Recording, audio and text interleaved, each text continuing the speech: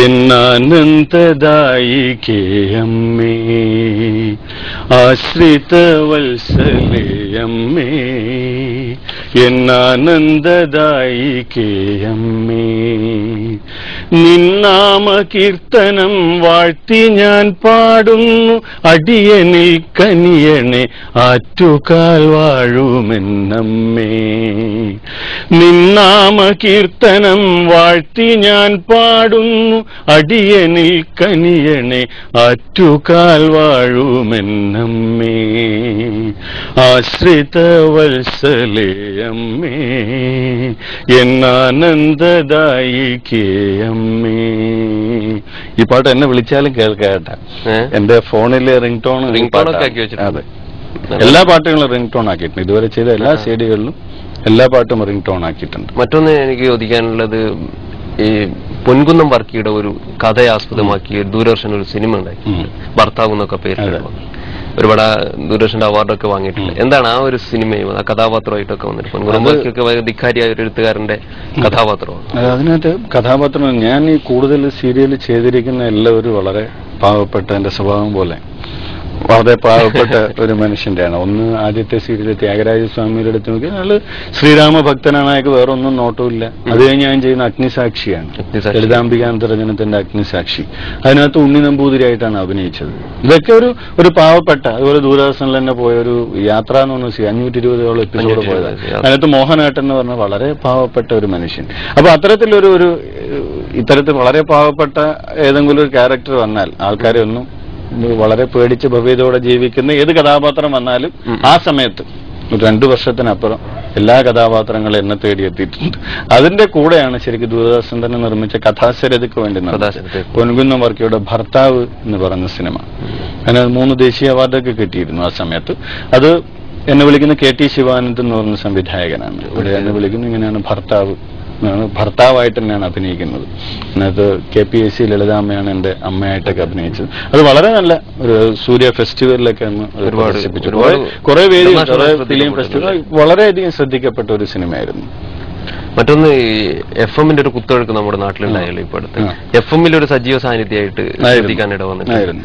എന്താണ് FM-ന്റെ ഒരു ലോകം? പുതിയ FM-ന്റെ ലോകം എന്ന് പറഞ്ഞാൽ ആ സമയത്ത് കുറെ FM സ്റ്റേഷനുകൾ ഒരുപാട്, club FM, radio Mirchi, big FM, ഇങ്ങനെയുള്ള കുറെ FM പെട്ടെന്ന് കേരളത്തിൽ ഇപ്പം ആകാശവാണിയുടെ അനന്തപുരി FM പോലെ പെട്ടെന്ന് ഇത് വളരെ പ്രചാരത്തിൽ വന്നു. പിന്നെ ഇതിനകത്തോട്ട് പോകാനിടയായ സാഹചര്യം വേറെ ഈ FM-ന്റെ തരംഗമൊന്നുമല്ല. ആ സമയത്ത് എന്റെ പോയിക്കൊണ്ടിരുന്ന എല്ലാ സീരിയലും തീർന്നു. എന്നെ സംബന്ധിച്ചിടത്തോളം ആ സമയത്ത് കല്യാണം കഴിക്കണം. അപ്പൊ കല്യാണം കഴിക്കുന്ന സമയത്ത് ഒരു ജോലി വേണം. നമ്മൾ ഈ പറയുന്ന കുറെ പണികൾ ചെയ്തിട്ടുണ്ട്. പിന്നെ തറവാട് എന്ന് പറയുന്ന അങ്ങനെ ദാരിദ്ര്യ തറവാടൊന്നുമല്ല. അപ്പൊ എന്തായാലും നമുക്ക് ആ രീതിയിലുള്ള പ്രശ്നങ്ങളൊന്നുമല്ല. അപ്പൊ ആ സമയത്ത് ഈ സീരിയലൊക്കെ ഒന്നിച്ചാണ് എന്റെ മുമ്പിൽ വേറെ ഒന്നുമില്ല, ശൂന്യത. ഞാനിതെല്ലാം കൂടെ ഇനിയിപ്പം വേറെ ഒരു പണിയില്ലാതെ ഞാൻ ഈ ആൾക്കാരുടെ നാണം കടണ്ട് വരുമോ എന്നുള്ള ഒരു കാര്യം വന്നപ്പോഴാണ് FM-കളുടെ ഒരു തരംഗം വന്നത്. ശരിക്കും ഞാൻ ആ സമയത്ത് ഞാൻ പ്രണയിച്ച് വിവാഹം കഴിച്ച ഒരാളാണ്. വലിയ പ്രണയമൊന്നുമല്ല, ഏകദേശം വീട്ടുകാർക്കൊക്കെ അറിയാവുന്ന പ്രണയം തന്നെയായിരുന്നു. അപ്പൊ അങ്ങനെ അതിലോട്ട് നമുക്ക് വരാം. അപ്പൊ അങ്ങനെ ഇരുന്ന് ഞാൻ കല്യാണം കഴിക്കാൻ പോകുന്ന കുട്ടിക്ക് FM-ൽ ഒരു ജോലി റെഡിയാക്കാം എന്നുള്ള രീതിയിൽ ഞാൻ ഇവിടെയുള്ള എല്ലാ FM സ്റ്റേഷനുകളിൽ എന്റെ ഭാര്യയാകാൻ പോകുന്നു. അതെനിക്ക് 100% ഉറപ്പുണ്ടായിരുന്നു. ആ സമയത്ത് പോകുന്ന കുട്ടിയുടെ ബയോഡാറ്റ എല്ലാ സ്ഥലത്തും കൊണ്ടു കൊടുക്കുക. ഇതൊരു തമാശയാണ് ശരിക്കും. അങ്ങനെ എറണാകുളത്ത് എന്റെ വൈഫിന് ഇന്റർവ്യൂ വിളിക്കുന്നു. അപ്പൊ എന്റെ ചേച്ചി എറണാകുളത്താണ് താമസിക്കുന്നത്. എന്റെ ചേച്ചിയും ചേച്ചിയുടെ മക്കളൊക്കെ എറണാകുളത്ത് കലൂരാണ്. അപ്പൊ കലൂര് എന്ന് മാറി അവിടെ സൂര്യ TVയുടെ ഓഫീസിലാണ് ശരിക്കും ഇതിന്റെ ഇന്റർവ്യൂ നടക്കുന്നത്. SFM-ന് വേണം. അന്ന് SFM ആണ്, ഇപ്പം റെഡ് FM ആയി 93.5. അപ്പൊ അങ്ങനെ അവിടെ വൈഫിന്റെ ബയോഡാറ്റയെ കൊടുത്ത് എന്റെ വൈഫ് എന്ത് ചെയ്തെന്ന് പറഞ്ഞു. ആ സമയത്ത് വൈഫല്ല, എന്റെ കാമുകി എന്ത് ചെയ്തെന്ന് പറഞ്ഞാൽ അവളുടെ കൂടെ എന്റെ ബയോഡാറ്റയും കൂടെ എടുത്തിരുന്നു. അവളുടെ ബയോഡാറ്റ എന്റെ ജീവന് ഒരു പണിയില്ല നടക്കുകയാണല്ലോ എന്നുള്ള ചിന്തയായിരിക്കാം ചിലപ്പോ. അപ്പൊ അങ്ങനെ അവളുടെ ബയോഡാറ്റയുടെ കൂടെ എന്റെ ബയോഡാറ്റയും കൂടെ ഉണ്ടായിരുന്നു. അങ്ങനെ അവിടെ SFM-ൽ കയറി ഞാൻ എന്റെ ചേച്ചിയുടെ മകളെയും കൂടെ കൂട്ടിയിരുന്നു. ഞാൻ നേരെ ഇവർ ഇന്റർവ്യൂ ഒക്കെ നടക്കട്ടെ, ഒരു ചായ കുടിച്ചിട്ട് വരാന്ന് പറഞ്ഞു. ഞാൻ പോകുമ്പോ തിരിച്ചു വരുമ്പോ എന്റെ പേര് വിളിക്കുന്നു, രവിശങ്കർ. OK രവിശങ്കർ ഉണ്ടോ? ഞാൻ വെച്ച് എന്ത് തമാശയാണ്, ഞാൻ കൊടുത്തിട്ടില്ലല്ലോ സത്യം പറഞ്ഞ. അപ്പൊ ഇവള് പറഞ്ഞു ഇങ്ങനെയാണ്, ഞാൻ നിങ്ങളുടെതും കൂടെ കൊടുത്തിട്ടുണ്ട്. അങ്ങനെ ഞാൻ ഇന്റർവ്യൂവിന് കയറുകയാണ്. അപ്പൊ നേരെ ചോദിച്ചു, കാര്യങ്ങൾ ചോദിച്ചു. ഇങ്ങനെയാണ് ഇവിടെ ആ സമയത്ത് ആകാശവാണിയിലെ കുറെ പ്രോഗ്രാം ചെയ്ത ജാടയും അഹങ്കാരമൊക്കെ ഉള്ളതുകൊണ്ട് ഞാൻ കാര്യങ്ങളൊക്കെ ടപടപേന്ന് കാര്യങ്ങളൊക്കെ പറഞ്ഞു. ഇങ്ങനെയാണ് നിങ്ങളെ തിരുവനന്തപുരത്ത് അവിടെയാണ്, അവിടെ നിന്ന് തീരുമാനിക്കുക എപ്പോഴാണ് ജോയിൻ ചെയ്യേണ്ടത്. ഞാൻ നോക്കാം, എന്നെ സംബന്ധിച്ചിടത്തോളം ഒരു ശൂന്യത എന്റെ മുമ്പിലും ഉണ്ടായിരുന്നു. നേരെ തീരുമാനിക്കുന്നു ഞാൻ ജോലി ആവശ്യമായ ഒരു 5-6, എന്നിട്ട് ട്രെയിനിങ് കഴിഞ്ഞു. എന്റെ കാമുകി ജോയിൻ ചെയ്തതുമില്ല, ഞാൻ ജോയിൻ ചെയ്യുകയും ചെയ്തു. ആ സമയത്ത് തന്നെ കല്യാണം കഴിഞ്ഞു. ആ സമയത്ത് അങ്ങനെയാണ് ഞാൻ എറണാകുളത്തിന് പോകുന്നത്. കല്യാണം കഴിക്കാൻ ജോലി കിട്ടാൻ കാത്തിരുന്നായിരുന്നു. തീർച്ചയായും അങ്ങനെ തന്നെയായിരുന്നു. അത് സത്യമാണ്. എന്താ വെച്ചാൽ ഇന്ന് യുവാക്കളുടെ ഇടയിൽ ഏറ്റവും കൂടുതൽ അങ്ങനെ ചിന്തിക്കുന്ന ആൾക്കാരാണ് കൂടുതൽ തോന്നുന്നത്. ജീവിതം എപ്പോഴും ഒരു സേഫ് ആവുന്ന ഒരു ജോലിയിലൂടെ തന്നെയാണ്. പക്ഷെ പിന്നെ നമുക്ക് വരുമാന മാർഗം ഉണ്ടെങ്കിൽ ടെൻഷൻ അടിക്കേണ്ടെന്ന് മാത്രമേ ഉള്ളൂ. എനിക്ക് വരുമാന മാർഗം ഞാൻ കണ്ടെത്തി ഞാൻ എന്റെ ജോലി വിട്ടു. കൂടുതൽ ജോലി ഇല്ല എനിക്ക്. കൊണ്ടുപോയ ബയോഡാറ്റയുടെ കൂടെ കാമുകന്റെ ബയോഡാറ്റ കൂടെ വെച്ച കാമുകിയെ കുറിച്ച് നമുക്ക് ആ പ്രണയത്തെ കുറിച്ചൊക്കെ ഒന്ന്. പ്രണയം അങ്ങനെ ഈ പറഞ്ഞ പോലെ ഇതൊന്നുമില്ല. നമ്മൾ ആ സമയത്തുള്ള ഏതൊരു ആ പ്രായത്തിലുള്ള എല്ലാവർക്കും ഉള്ള പ്രണയം അത്രേ ഉള്ളൂ. അതിന്റെ ഇടയില് ശരിക്കും ഞാൻ അവള് പാടുമായിരുന്നു. ഇല്ല, പാട്ടില്ല, ഡാൻസ് ആണ്. നിങ്ങൾ നമ്മുടെ ജയ്ഹിന്ദ് ടിവിയുടെ എല്ലാ പ്രേക്ഷകർക്കും അറിയാവുന്ന ഒരാൾ തന്നെയാണ് എന്റെ ഭാര്യ. ടോക്കൊക്കെ അവതരിപ്പിച്ചുകൊണ്ടിരുന്ന താര ആണ്. ഇപ്പൊ ഒരു മോളും കൂടെ ഉണ്ട്, നിള എന്നാണ് പേര്. പ്രണയത്തെ കുറിച്ച് അങ്ങനെ കൂടുതലൊന്നും പറയാനില്ല. കല്യാണം കഴിഞ്ഞു, അത്ര തന്നെ. ഒരു പ്രണയത്തിന്റെ ആൽബം ഇറക്കിയിട്ടുണ്ട്. നമുക്കൊരു നല്ല പ്രണയ ഇഷ്ടമാണ് പെണ്ണെ, ഇഷ്ടമാണ് ആൽബത്തിന്റെ പേര്. അത് എഴുതിയിരിക്കുന്നത് ദാമോദരനല്ല. ഇതെന്ന് പറഞ്ഞാൽ അതിന്റെ ഒരു പ്രൊഡ്യൂസർ സൈഡിൽ നിന്ന് വന്നൊരു സംഭവമാണ്. അത് മഞ്ജു എന്ന് പറയുന്ന കുമാരപുരത്തുള്ള ഒരാളാണ്. അവരുടെ ഹസ്ബൻഡായ മുക്താർ മുഹമ്മദ് എന്ന് പറയുന്ന ആളാണ് അത് പ്രൊഡ്യൂസ് ചെയ്തിരിക്കുന്നത്. അതിനകത്ത് പാടിയിരിക്കുന്നത് NG ശ്രീകുമാർ, G വേണുഗോപാൽ, വിധു പ്രതാപ്, മഞ്ചരി, കവാലം, സുദീപ്, ദാമോദരന്റെ മോൻ ദീപാങ്കുരൻ കൈതപ്രം, പിന്നെ ഇത്രയും പേരാണ് പാടിയിരിക്കുന്നത്. അതിനകത്ത് എന്താ വെച്ചാൽ ദാമോദരൻ അതിനകത്ത് ഇല്ലാത്തതുകൊണ്ട് എനിക്ക് ദാമോദരന്റെ സാന്നിധ്യം എന്റെ CD-യിൽ വേണം എന്നുള്ളത് കൊണ്ട് തന്നെയാണ് ദാമോദരന്റെ മോൻ ഇപ്പം മഴവില്ലിനറ്റം വരെ സിനിമയുടെയൊക്കെ സംഗീതം നിർവഹിച്ചിരിക്കുന്ന ദാമോദരന്റെ മോൻ പാട്ടുകാരനാണ്. അവൻ UK എന്ന് പഠനമൊക്കെ കഴിഞ്ഞ് വന്നു. അപ്പൊ എനിക്ക് എന്റെ CD-യിൽ ദാമോദരനില്ല, ദാമോദരന്റെ മോനെങ്കിലും എന്റെ CD-യിൽ വേണം. അങ്ങനെയാണ് ശരിക്കും ദീപുവിനെ അതിനകത്ത് പാടിക്കുന്നത്. അപ്പൊ അതിനകത്ത് G വേണുഗോപാൽ പാടിയ ഒരു പാട്ട് പ്രണയം ചോദിച്ചതുകൊണ്ട് മനതാരിൽ നിറയുന്നൊരൻ പ്രണയം ആരോരുമറിയാത്തൊരൻ പ്രണയം മനതാരിൽ നിറയുന്നൊരൻ പ്രണയം ആരോരുമറിയാത്തൊരൻ പ്രണയം ഓർമ്മകളാൽ തരളിതമാകുമെൻ പ്രണയം പ്രണയം എൻ പ്രണയം. അങ്ങനെയാണ് പ്രണയം വന്നു പോകുന്നല്ലേ. അത് ഒരു പ്രണയത്തിന്റെ ഭാവമാണല്ലോ. ആ രീതിയിലുള്ള ഒരു പാട്ടത് ജീവനഗോപാലേട്ടൻ വളരെ ഭംഗിയായിട്ട് ഇപ്പോഴേ FM തുടരുന്നുണ്ട്. എന്താണ് ഇപ്പൊ FM ഞാൻ മതിയാക്കി എന്ന് പറയുന്നതാണ്. മതിയാക്കിയോ? അത് എറണാകുളത്തും തിരുവനന്തപുരം, നമ്മുടെ ഒരു മേഖല എന്ന് പറയുന്നത് തിരുവനന്തപുരത്താണ്. സീരിയലിന്റെ ആയാലും ഇത്തരത്തിലുള്ള എല്ലാ കാര്യങ്ങളും എറണാകുളത്താണ്, തിരുവനന്തപുരത്താണ്. അപ്പോൾ എറണാകുളം ഒരു യാത്ര. എനിക്ക് തിരുവനന്തപുരത്ത് ഒരു സംഗീത സ്കൂളുണ്ട്, പിന്നെ വൈഫിന്റെ വീട് തിരുവനന്തപുരത്താണ്. അപ്പൊ അങ്ങനെയൊക്കെ ആയപ്പോൾ കുടുംബജീവിതം ഒരു പ്രശ്നമാവേണ്ടെന്ന് വിചാരിച്ചിട്ട് തിരുവനന്തപുരത്തോട്ട് വന്നു. തിരിച്ച് തിരുവനന്തപുരം. ഇപ്പൊ തിരുവനന്തപുരത്തായിട്ട് 12 വർഷമായി ഞാൻ. ഇനി സിനിമയിൽ സജീവമാകാനുള്ള തീരുമാനം? സിനിമയിൽ സജീവമാവാന്ന് പറഞ്ഞാല് ഞാൻ ഈ ശരിക്കും സീരിയലിന് മാറി ഒരു ഗ്യാപ്പ് വന്നു. ഇപ്പം FM-ൽ വന്നാൽ പോയി കഴിഞ്ഞപ്പോൾ ജോലിയുടെ ഭാഗമായിട്ട് സീരിയൽ പല സീരിയൽ ആ സമയത്ത് ചെയ്യാൻ വേണ്ടി വന്നിട്ട് ചെയ്യാൻ പറ്റിയിരുന്നില്ല. അതിനിടയിൽ ഒരു സീരിയൽ അഭിനയിച്ചിട്ട് എനിക്ക് വീണ്ടും തുടർന്ന് പോകാൻ പറ്റാതെ ഞാൻ അങ്ങോട്ട് പൈസ കൊടുക്കേണ്ട അവസ്ഥ വന്നു. അങ്ങനെയൊക്കെയുള്ള പ്രശ്നങ്ങൾ ഉണ്ടായിട്ടുണ്ട്. അപ്പോൾ അല്ലാതെ എനിക്ക് അവർ പറഞ്ഞ സമയത്ത് എനിക്ക് ചെല്ലാൻ പറ്റും. കുറച്ച് അതിനകത്ത് നല്ലൊരു കഥാപാത്രമായിരുന്നു. പിന്നെ എന്ത് വന്നാലും ചെയ്യാൻ പറ്റാത്തൊരവസ്ഥയായി. അപ്പോൾ അവരെല്ലാരും കൂടെ ഒരു വഴക്കിന്റെയും ഭീഷണിയുടെയും വക്കത്തോളം എത്തി.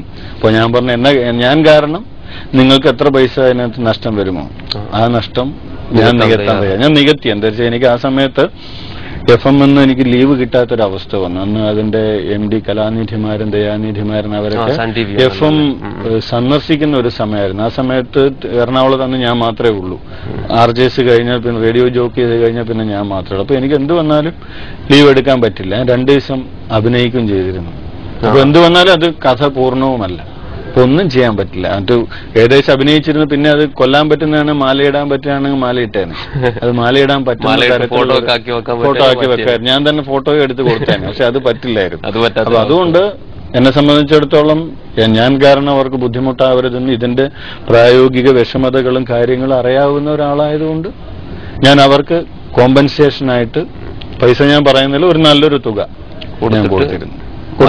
അതുകൊണ്ട് ഞാൻ ആ സമയത്ത് ശരിക്കും ഇനി എന്റെ തിരക്കുകൾ കഴിയാതെ ഇത്തരത്തിലുള്ള കാര്യങ്ങൾ, മറ്റുള്ളവരെ ബുദ്ധിമുട്ടിക്കുന്ന കാര്യങ്ങൾ വരരുത് എന്ന് എനിക്ക് തീർച്ചയായും അന്നും ഇന്നും താല്പര്യമുണ്ട്. ആ രീതി. മറ്റൊരു ചോദ്യം, ജയ്ഹിന്ദ് ടിവിയുടെ ആദ്യ കാലഘട്ടങ്ങളിലൊക്കെ സജീവമായിരുന്നു നമ്മുടെ കൂടെ. ആയിരുന്നു ജയ്ഹിന്ദ് കാലം എന്ന് പറഞ്ഞു. ആ സമയത്ത് ഞാൻ FM വർക്ക് ചെയ്തുകൊണ്ടിരിക്കുന്ന സമയമാണ്. സമയത്ത് ഇതെന്താ വെച്ചാൽ അത് റെക്കോർഡഡ് പ്രോഗ്രാം ആയതുകൊണ്ട് എനിക്ക് മാസത്തിൽ ഒരു ദിവസം വന്നാൽ 4 എപ്പിസോഡ് എടുത്തു വെക്കുമായിരുന്നു. അത് കാലം എന്ന് പറയുന്ന പരിപാടിയാണ്. ജയ്ഹിന്ദിന്റെ എല്ലാവർക്കും അറിയാവുന്നതാണ്. ആ സമയത്ത് ജയ്ഹിന്ദിന് ഫിലിം ക്രിറ്റിക്സ് അവാർഡ് ഒക്കെ കിട്ടിയ കാലം എന്നുള്ള പരിപാടിയാണ്. ഇത് റിയാസ് എന്ന് പറയുന്ന പ്രൊഡ്യൂസറാണ് അത് ചെയ്തുകൊണ്ടിരുന്നത്. അവർക്ക് എല്ലാവർക്കും ഒരു ഹായ്.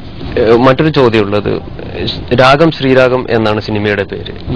സംഗീതത്തിന്റെ ഒരു ലോകത്ത് നിന്ന് വന്നതുകൊണ്ടാണോ ആദ്യത്തെ സിനിമക്ക് തന്നെ രാഗം ശ്രീരാഗം എന്നൊരു പേര്? അല്ല, ഞാൻ നേരത്തെ പറഞ്ഞ പോലെ എന്റെ സിനിമ സംഗീത സിനിമയാണ്. ഒരു ഫാമിലി സംഗീത സബ്ജക്റ്റാണ്. അതൊരിക്കലും അതിനകത്ത് ഈ പറഞ്ഞ പോലെ അവിഹിതങ്ങളോ കാര്യങ്ങളോ ഒന്നുമില്ല. കൃത്യമായിട്ടൊരു ഫാമിലി എന്റർടൈനറാണ്. അത് വളരെ ഭംഗിയായിട്ട് വന്നിട്ടുണ്ടെന്ന് പലരും സിനിമാ രംഗത്ത് തന്നെയുള്ള പലരെയും ഇതിന്റെ കഥയുമായിട്ട് ബന്ധപ്പെട്ടിട്ടുണ്ട്. അവരെല്ലാവരും വലിയ കുഴപ്പമില്ല, ഏതായാലും ചെയ്യാം എന്നുള്ള രീതിയിലുള്ള ഒരു ആത്മവിശ്വാസത്തിൽ നിന്നാണ്.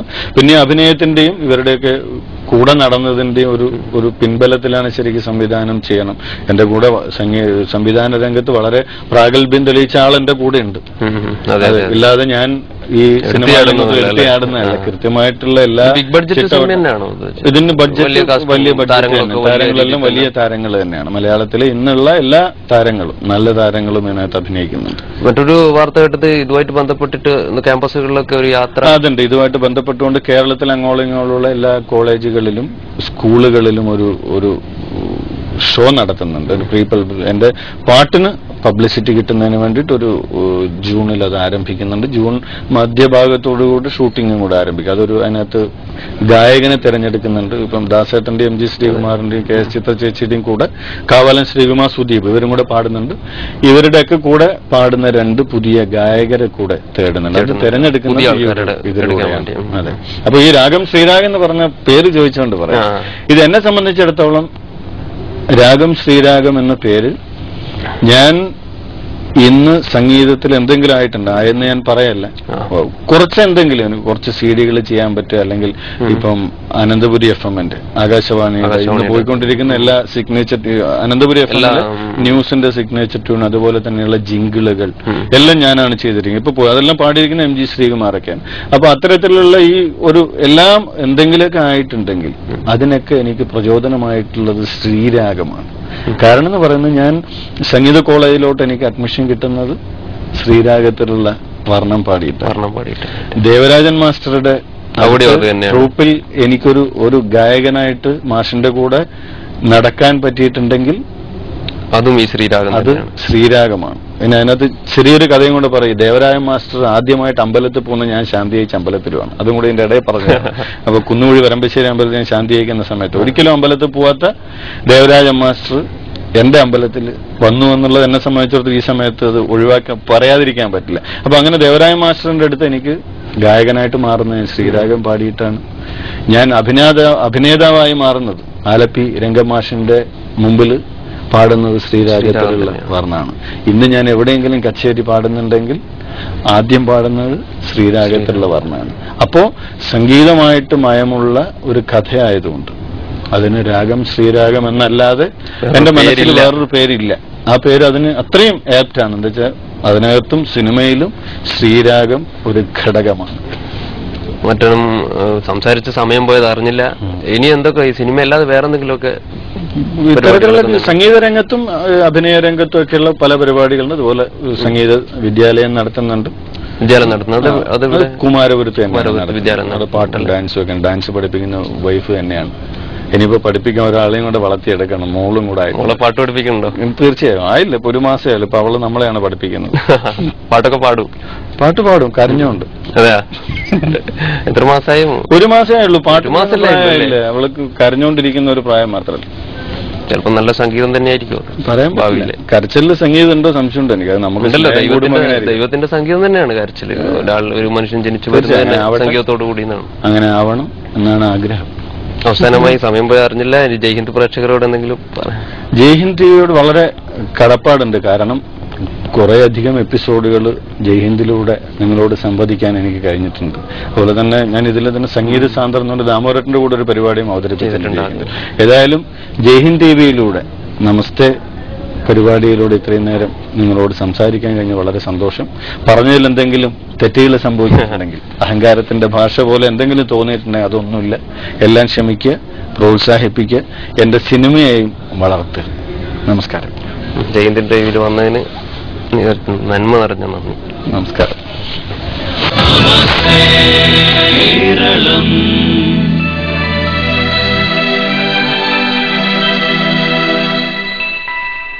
ഇന്നത്തെ നമസ്തേ കേരളം ഇവിടെ പൂർണ്ണമാകുന്നു. എല്ലാ പ്രേക്ഷകർക്കും ഒരു നല്ല ദിനം ആശംസിക്കുന്നു. ജയ് ഹിന്ദ്.